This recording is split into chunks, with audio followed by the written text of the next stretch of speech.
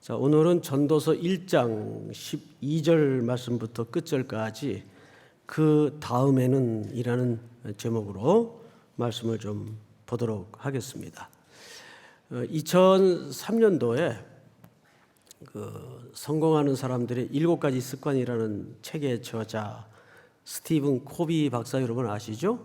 이분이 내한을 하셔서 대중적인 강연보다는 이제 좀 무게 있는 분들, 무거운 분들, 이제 CEO 한 100여 분을 이제 이렇게 모셔놓고 특별한 이제 강연이 있었습니다. 그 강연 자체는 특별한 건 아닌데 그때 있었던 이제 에피소드가 많이 회자가 됐었어요. 워낙 이제 이렇게 좀 기업의 대표들 또 아주 무게 있는 분들이 한 100여 분 모이다 보니까 그분들이 이렇게 좀 분위기가 꼭 이제 이런 분위기 아니에요. 이런 분위기. 좀 표정도 없고. 그래서 이제 아이스 브레이크를 좀 하기 위해서 앞에 서두에 문제를 하나 냈습니다. 여러분 다 눈을 감아 보십시오. 여러분 말고 왜 여러분들이 눈을 감으세요? 그 현장에서 그러니까 이제 멀뚱히 있다가 눈을 이렇게 다 감았겠죠. 그리고 눈을 감으신 채로 여러분들이 생각하기에 정북향 방향으로 의자를 빨리 돌려 앉으십시오. 해서 이제 잠시 소란스러워졌겠죠? 의자 이렇게 이동하고 하니까. 그리고 잠시 있다가 자, 그대로 눈을 다 뜨십시오. 그러자 그 무거운 침묵으로 가라앉았던 실내가 박장대소가 터지면서 웃음이 터졌습니다. 왜 그랬을까요? 어떤 사람은 벽 쪽을 향해 앉아 있고 어떤 사람은 문 쪽을 향해 앉아 있고 어떤 사람은 마주보고 앉아 있고 100명이 정북 방향이라고 생각을 하고 앉았는데 100명의 방향이 다 다른 거예요. 그러니까 이제 웃음이 터진 거겠죠. 이야기가 여기까지면 이제 평범한 이야기가 됐을 텐데 그 후에 이 스티븐 코비 박사가 이런 얘기를 했습니다. 어떡하나요? 이 방향이 다 100개가 나왔는데 다수결로 결정할까요? 이렇게 이제 질문을 한 겁니다. 그래서 또 한바탕 웃음이 터져 나왔습니다. 여러분, 정북 방향을 다수결로 결정할 수 있나요? 정해진 방향을? 그럴 수는 없죠. 자, 여기에서 우리는 두 가지 사실을 깨우칠 수가 있습니다. 첫째는 적어도 그 정도 지위에 그 정도 경험과 전문적인 분야에서 정상에 오른 사람들은 나름대로 다 경험이 있고 또 전문성을 사실은 가지고 있는 분들이에요. 그런데 눈을 감기우고 정북 방향을 향해 앉으라니까 100가지의 태도가 나온 거예요. 사람이라는 것은 성숙이 뭐냐 했을 때 성숙이라는 것은 나이가 들어가면서 나도 오류가 있고 나도 틀릴 수 있다는 여지를 갖기 시작하는 게 사실은 성숙입니다. 근데 이제 우리 어르신들 얘기에 나이가 들면 고집이 세진다. 이건 참 비참한 거예요. 이건 성숙한 태도가 아니죠. 오늘 우리는 성경에서 그와 유사한 이제 인물 한 사람을 만나는데 오늘 전도서의 저자인 솔로몬을 이제 만날 겁니다. 이분은 평생 3가지 산봉우리를 향해서 맹렬하게 질주했어요. 첫째는 지적인 욕구, 두 번째는 정욕. 참 평생 쾌락에 쌓여서 마음껏 살았습니다.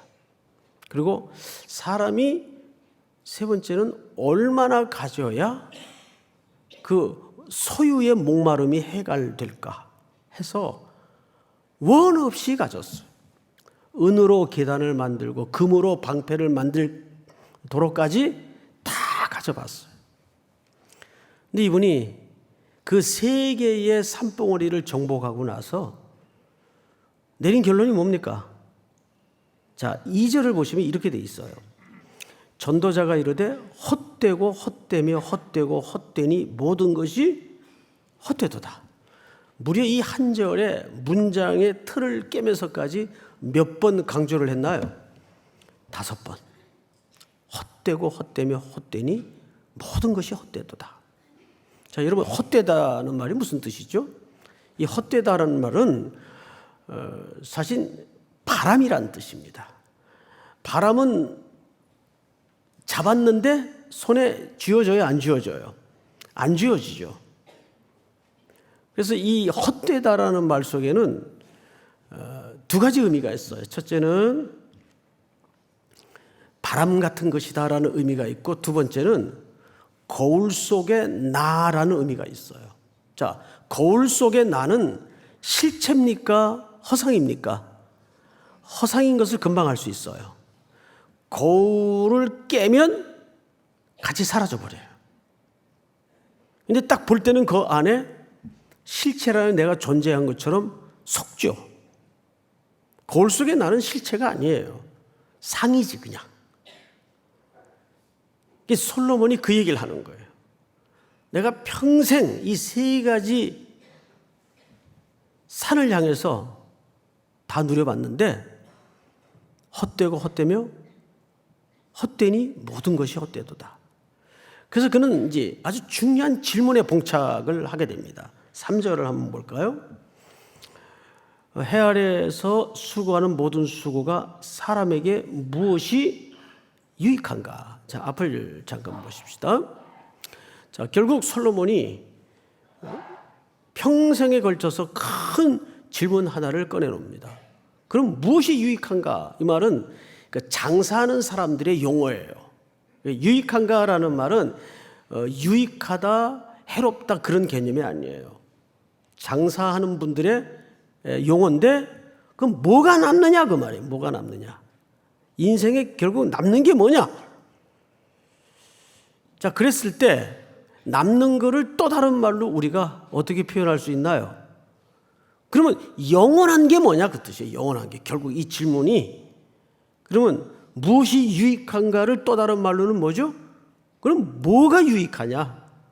뭐가 남느냐 그 뜻이에요. 이 질문에 서기까지 솔로몬은 어느 정도 인생을 맹렬하게 살았는가 하면 12절을 보세요. 12절. 나 전도자는 예루살렘에서 이스라엘 왕이 되어 마음을 다하며 지혜를 써서 하늘 아래서 행하는 모든 일을 뭐 했다고 되어 있나요?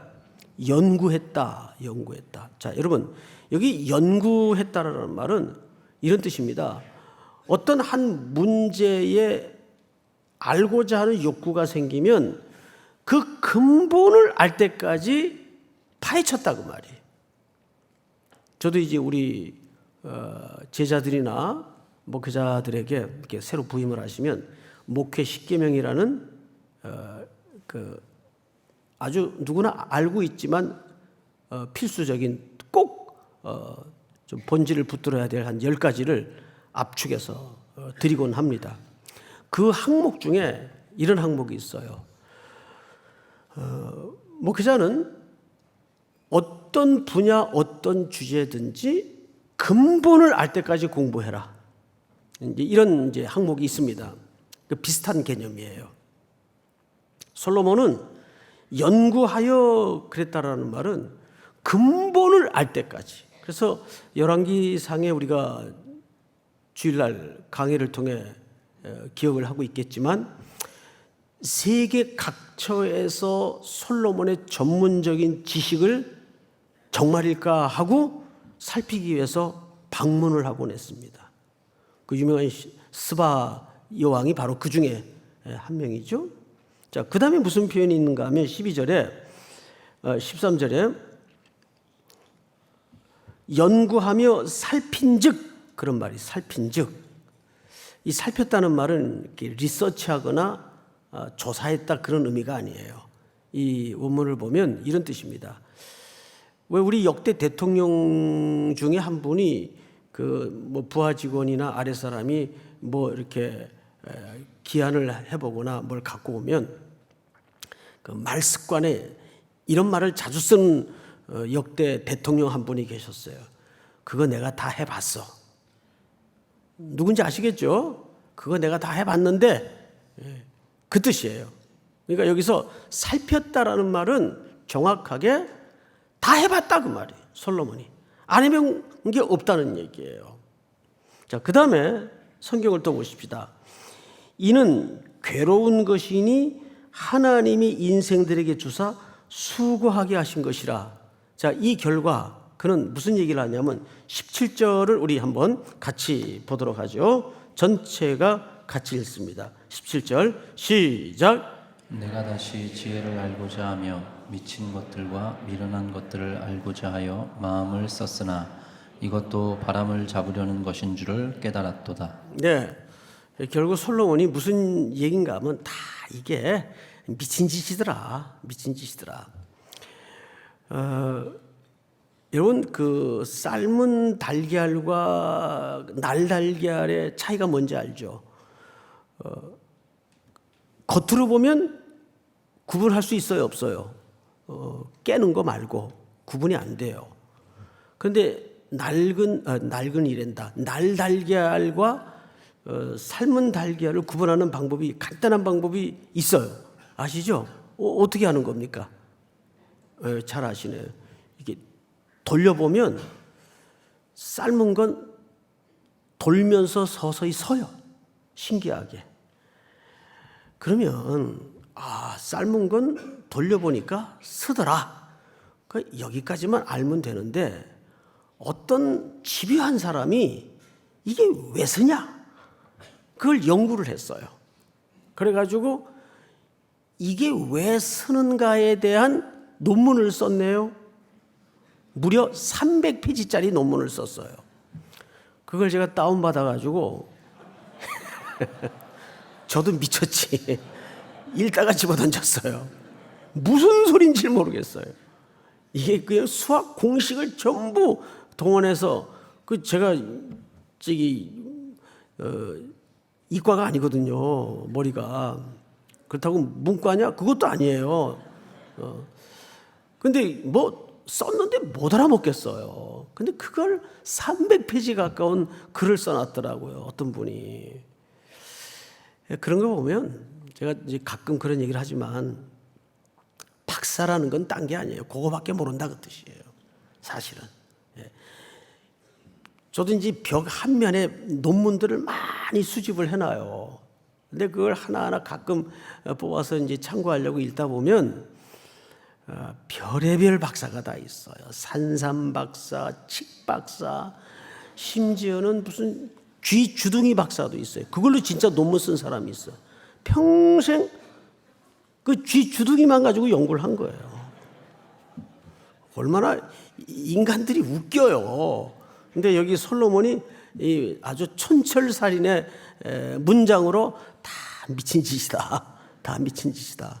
바람을 잡으려는 것이고 괴로운 것이고 번뇌하는 것이고 그러면서 그가 내린 결론이 뭐냐면 그러면 남는 게 뭐냐. 그걸 또 다른 말로는 뭐라고요? 영원한 게 뭐냐. 영원한 게 뭔지를 다행히 성경이 세 가지로 정의를 했어요. 자, 첫 번째 히브리서 13장 띄워주세요. 우리 한번 읽을까요? 시작. 예수 그리스도는 어제나 오늘이나 영원토록 동일하시니라. 아멘. 예수 그리스도는 어제나 오늘이나 영원토록 동일하시니라. 누가 남아요? 이 세상의 인류의 역사는 그리스도로 창조되고 그분으로 완성이 되고 그분으로 마무리됩니다. 그러니까 마지막에 남겨지는 게 뭐죠? 영원하신 어저께나 오늘이나 영원토록 동일하신 예수 그리스도. 그분만이 남아요. 그러면 두 번째로 남는 게 뭐예요? 자, 우리 마태복음 24장을 띄워주세요. 다 같이 시작. 천지는 없어질지언정 내 말은 없어지지 아니하리라. 네, 천지는 없어질지언정 내 말은 없어지지 않는다는 말은 이 성경책이 없어지지 않는다는 말이 아니에요. 여기 물론 이 안에는 하나님의 말씀이 담아져 있지만 이 하나님의 말씀 안에 약속하고 계획하신 하나님의 계획과 뜻이 완성되어서 그것만이 영원할 것이라는 것을 얘기하는 거예요. 천지는 없어질지언정 내 말은 없어지지 아니하리라. 자, 여러분 여기에서 솔로몬이 이런 표현을 쓴 것 놓쳐서는 안 되는데 3절을 보실까요? 3절 해 아래서 그 뜻입니다. 해 아래서. 자, 앞을 잠깐 보실까요? 왜 해 아래서라 그랬을까요? 해 아래는 뭐의 반대입니까? 이게 히브리인들의 사고를 구조를 이해하시면 간단한데 해 아래의 반대 개념은 뭐예요? 이 물질계를 넘어 그 뜻입니다. 그 해 위에 물질계를 넘어. 우리 시편에 보면 나의 도움이 어디서 올꼬? 어디서 옵니까? 그 다음 구절 천지를 지으신 여호와에게로서다. 이 말이 평범한 고백처럼 들립니까? 그 시편은 왜 쓰여졌는가 하면 그 당시 사람들이 이 피조물 세계에다가 특별히 산 같은 데다가 굴을 만들어 놓고 우상을 만들어서 거기다가 빌고 소원을 얘기하고 인간의 욕망을 표출하는 우상 숭배를 주로 산 등성에다가 해놨어요. 내가 산을 향하여 눈을 들리라. 나의 도움이 어디서 올꼬? 거기서 오지 않는다 그 말이에요. 오히려 그 천지를 지으신 해 위에 피조물을 뛰어넘는 창조주께서만이 여호와 하나님만이 나의 도움이라는 얘기를 이런 이제 시적이고 문학적인 표현으로 담아내는 거죠. 나의 도움이 어디서 올꼬? 그러니까 두 번째 영원한 것은 하나님의 말씀이에요. 그 말씀으로 천지를 창조하셨고 그 말씀 속에 담긴 우리 한 사람 한 사람 인류를 향하신 하나님의 계획이 완성되고 마무리된다는 것을 이렇게 표현하는 거죠. 첫째는 그리스도가 영원하세요. 두 번째는 말씀이 영원하세요. 세 번째는 성경을 한번 띄워주실까요? 세 번째 다 같이 시작.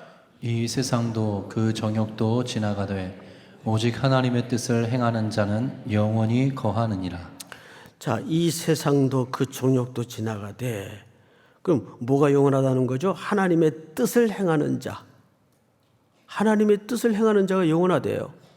이게 좀 추상적이잖아요. 뭐 이렇게 확 선명하게 들어오는 게 없어요. 하나님의 뜻? 하나님의 뜻이 뭔데? 그래서 하나님의 뜻을 우리가 좀 알 필요가 있어요. 그래서 요한복음 우리 6장을 한번 열어보십시다. 띄워주세요. 다 같이 시작. 내 아버지의 뜻은 아들을 보고 믿는 자마다 영생을 얻는 이것이니 마지막 날에 내가 이를 다시 살리리라 하시니라. 온 인류를 향한 하나님의 역사의 행위는 내 아버지의 뜻은 아들 예수 그리스도를 보고 믿는 자마다 뭘 얻는 것입니까? 영생을 얻는 것이에요. 자, 그런데 여기 또 아직 조금 아주 명확하지 못한 추상적인 표현 하나가 끝에 붙어 있어요. 영생? 영생이 뭘까? 그냥 영원히 끝도 한도 없이 그냥 사는 거를 말하는 걸까? 우리 성경을 한 구절만 더 볼까요? 요한복음 17장. 영생은 다 같이 시작. 영생은 곧 유일하신 참 하나님과 그가 보내신 자 예수 그리스도를 아는 것이니이다. 자, 여러분, 영생은 참 하나님과 그의 아들 예수 그리스도를 아는 것이라 그랬습니까? 믿는 것이라 그랬습니까? 아는 것이라 그랬어요. 왜 믿는다고 하지 않을까요? 여러분, 믿는 게 더 강한 개념이에요? 아는 게 더 강한 개념이에요? 아는 게 더 강한 개념입니다. 믿는 개념은 내가 뭐 할 여지가 없는 개념이에요. 그런데 그 믿음이 생긴 다음에, 그 믿음은 선물로 받는 거잖아요. 선물을 받은 다음에 우리는 그분을 어떻게 해야 됩니까? 이제 알아가야 돼요. 알아간다는, 그래서 경험치를 얘기하는 거예요. 그렇죠, 여러분? 그러니까 믿음은 내가 어찌할 영역이 아니고, 아는 것은 조금 더 강렬한 개념을 담고 있어요. 그것을 뭐라고요? 우리 마지막 요한복음 17장 3절을 다시 한번 띄워주실까요? 영생은 곧 유일하신 참 하나님과 그가 보내신 자 예수 그리스도를 아는 것이니라. 그러니까 우리가 순서적으로 보면 세 가지 영원한 게 있어요. 그리스도가 영원하시고, 그분의 말씀이 영원하시고, 그분의 뜻을 행하는 자가 영원해요. 근데 그분의 뜻을 행하는 게 뭐냐? 영생이에요. 그러면 영생이 뭐냐? 예수 그리스도를 아는 게 영생이에요. 그러면 이제 마지막 우리에게 결론 겸 질문이 하나 남습니다. 그 질문이 뭐냐면, 우리는 어떻게 살 것인가? 어떻게 살 것인가? 뜻밖에도 전도서 1장 첫 절에 그 해답을 감추어놨어요. 1장 1절 한번 같이 읽어볼까요? 시작. 다윗의 아들 예루살렘 왕 전도자의 말씀이라. 여기 무슨 답이 있을 것 같지 않죠? 자, 그런데 딱하게도 우리말 성경은 순서를 다 바꿔놨어요. 아무래도 히브리 말과 어순이 다르기 때문에 번역에서 히브리 말 어순대로 살려야 그 어순이 말하는 강조점이 드러나는데, 그만 우리말 어순대로 바꿔놨어요. 그래서 히브리 말 어순대로 이 말을 다시 풀자면 순서가 이렇게 됩니다. 자, 여길 보세요. 제일 앞에 첫 단어가 말씀이라. 두 번째가 다바르 말씀이라. 두 번째가 코헬렛. 이 코헬렛이라는 말이 전도자 그 뜻입니다. 전도자. 그리고 다윗의 아들 예루살렘 왕. 순서가 이렇게 돼 있어요. 그럼 여기에 1절에 직함이 히브리어 순서대로라면 이렇게 순서가 된 겁니다. 전도자, 다윗의 아들, 그 다음에 마지막이 누굽니까? 예루살렘 왕이에요. 이 직함이에요. 이걸 왜 이렇게 강조하냐 하면, 히브리 사람들은 자기 인생의 가장 소중한 가치, 직함을 제일 앞에 두게 돼 있습니다. 그러면 그는 예루살렘 왕으로도 살았고, 그 엄청난 다윗의 왕의 아들로도 살았어요. 그런데 그것도 소중한 인생의 기억이고 흔적이겠지만, 그가 가장 마지막에 깨달은 소중한 인생의 직함이 뭐란 말입니까? 전도자, 코헬렛. 근데 이 전도자라는 말이 놀랍게도 두 가지 복합적인 의미를 담고 있어요. 첫째는 불러 모으다, 회집하다 그 뜻이에요. 그리고 두 번째 의미가 프리처, 선포하고 설교하다 그 뜻이에요. 그러니까 이 솔로몬은 평생 새 산봉우리를 헐떡이며 맹렬히 다 경험하고 나서 최종적으로 인생에 내린 결론이 뭐냐면, 뭐니 해도 하나님의 말씀을 붙들고 그 말씀을 선포하면서 하나님을 제대로 알지 못하는 자들에게 그 말씀을 가르치고 말씀을 남기는 게 가장 내 인생의 소중한 직책이더라. 저도 이제 어디 프로필을 달라 그러면 여러 직함이 있을 게 아니에요. 목회를 하다 보면 뭐 불가피하게 갖는 직함들이 있단 말이에요. 그럼 저는 제일 앞에 쓰는 직함이 뭘까요? 저 삼일교회 담임 목사입니다. 이 직함이 제 인생의 가장 소중한 자리매김이기 때문에. 그런데 인생을 다 살고 나서 제 직함을 이력서에 다시 쓰라면 제일 첫 번째 자리, 전도자 또는 성도, 이 직함만큼 영광스럽고 고귀한 직함이 있을까요? 이제 우리가 이렇게 특세를 마무리해 가면서 우리에게 남는 게 하나 있어야 돼요. 왜 우리 이렇게 3주간을 피곤한 몸을 일으켜서 하나님 앞에 기도하고 뭘 지금 준비하는 거죠? 우리가 의례적으로 만나는 또 선교의 현장이 아니라 아직도 이 땅에는 이 피 묻은 그리스도의 복음을 들어야 하고 그 복음을 통해서 영원한 생명을, 우리 속에 이 전도자로서의 긴박성, 안타까움, 내가 이거 말하지 않으면 나는 아무것도 할 수 없다라는 그런 소명감, 이게 들어오지 않으면 안 된다고요. 이것이 우리의 가장 소중한 직함이어야 하고 내가 사는 이유여야 하기 때문입니다. 믿습니까? 이제 말씀을 맺겠습니다. 어느 로마 대학에 가면 그 문 앞에 그 다음에는 이라는 문구가 붙어 있어요. 그 문구는 아주 중요한 감동적인 실화가 배경이 된 문구입니다. 어느 청년이 대학을 합격해 놓고 등록금이 없어요. 그래서 전전긍긍하고 있는데 어느 귀부인으로부터 편지 한 통이 날라온 겁니다. 이 소식을 듣고 나를 좀 만나주게. 갔더니 큰 저택에 정말 어마어마한 귀부인이라는 게 한눈에 보여져요. 내가 청년의 사정을 딱히 듣고 청년의 공부할 수 있는 학비를 대줄 테니까 이 돈을 가지고 일절 다른 데 사용하지 말고 들어가서 공부를 열심히 하게나. 정말 기적이 일어난 거죠. 얼마나 꿈 같겠어요.